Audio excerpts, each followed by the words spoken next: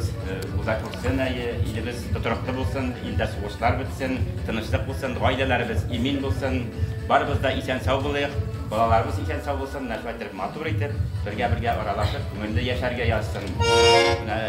İndi beyram şekilliydi o saylavları, var onların görkem saylavlardan, dostlar, indi saylavga misisine isen sağ işlərinizini başqarıb çıxarğa yazsın, sabırlıq bilsin, hem indi bir dostumuz Rüstem Sadriyev gospitalda davolanıp yata. Onun isen sağ, tirilip çıkın tilibіз.